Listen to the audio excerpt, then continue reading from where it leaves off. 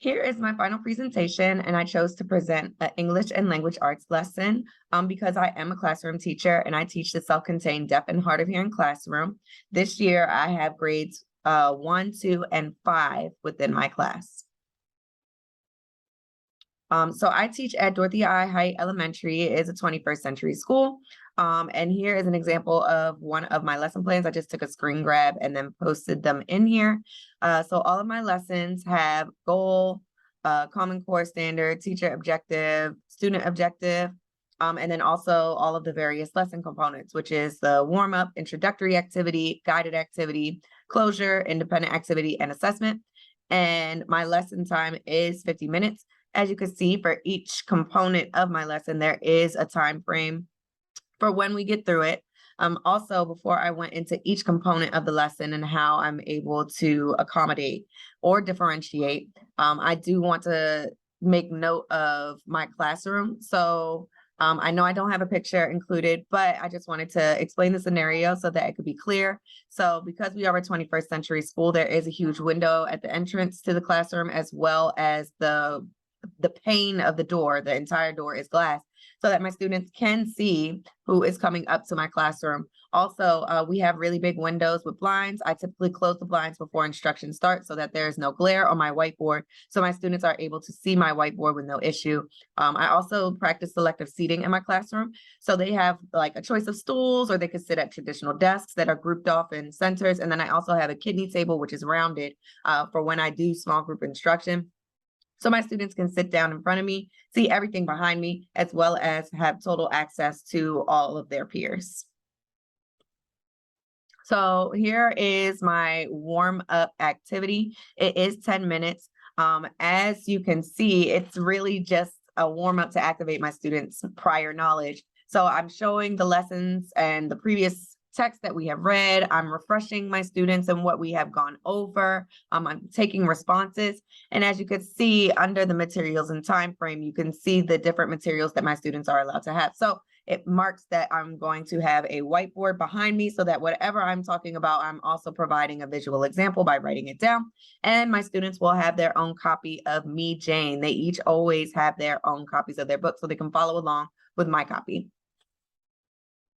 Here is the introductory activity. So once again, we continue with the whiteboard, having Me, Jane, and then I also do a lot of anchor charts. My students get their own anchor charts, but usually I go ahead and I provide my own, and we work together collaboratively with the Notice and Wonder chart. We look at it, we talk about it, and I create my own written model for my students to then have that visual aid in order to help them with their completion of their Notice and Wonder chart, as well as a literary chart, which is the same. It's a big chart, and it has all of the different components of storytelling. So plot, solution, character, setting, and we go through each component one by one. But in the introductory activity, I am typically just discussing the objectives, the focus question, content framing question.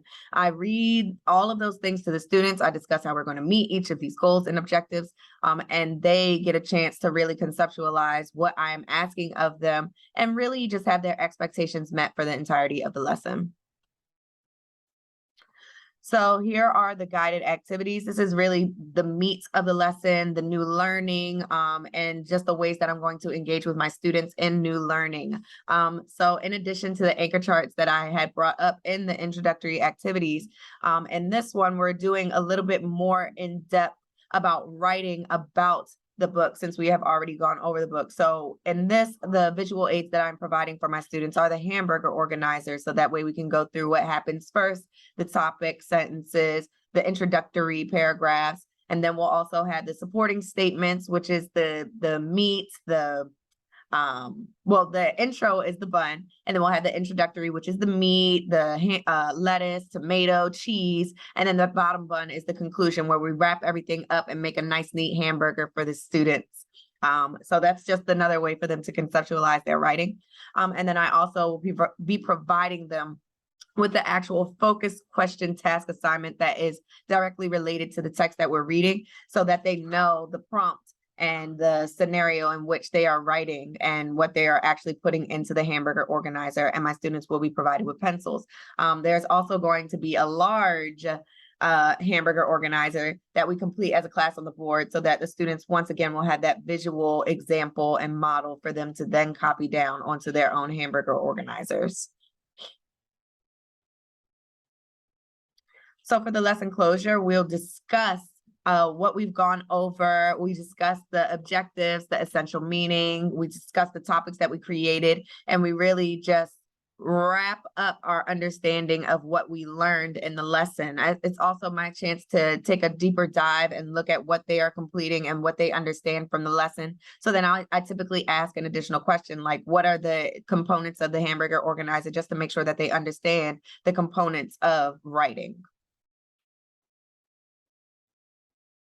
So in the independent activity, this is where I take everything that they've learned, and I just kind of let them go off onto their own to complete things by themselves. So here I'm giving my students their line paper, their pencils, their highlighters, and then their own copy of Me, Jane. And I'm giving them an opportunity to complete what we have done on their own to see and check for their understanding. And then this just goes back into my assessment, which is what I have here next. This usually during their independent activity is when I am observing and assessing their knowledge and what they've actually retained from the lesson. But it is important to note that assessment is ongoing. So throughout the entirety of the lesson, I am double checking and ensuring that my students are really internalizing that knowledge. So here is just my accommodations and further depth. So you can see that one of my students, he has a writing deficit. So he'll be writing his responses on his paper. It's pre-written in highlighter. So that way he can go back over and trace it. I also will give the students their opportunity to write their paragraphs or draw their responses. So they have an option of how they can demonstrate their learning. Everything is very visual and in the way of having visual aids. I also communicate with total communication within the classroom. So I'm using spoken English as well as sign language in order for my students to understand and have access to that language. We do use an amplification device in the classroom. So I have the microphone on that directly connects to the FMs and my students' cochlear implants. They're all wearing their different listening devices. So of 4 students in my classroom, 3 of them are implanted. One of them has an additional hearing aid. And then one of my other students, he wears a Baha. So my students are always able to wear their amplification devices within the lesson for the entirety of the lesson, for the entirety of the day, for that matter. And students are always allowed to sit in their own seats that they know where they are going to be most successful in seeing their assignments. And the text is always spoken aloud. It's held up so they can see as well as follow along with the text, as well as me signing it at the same time.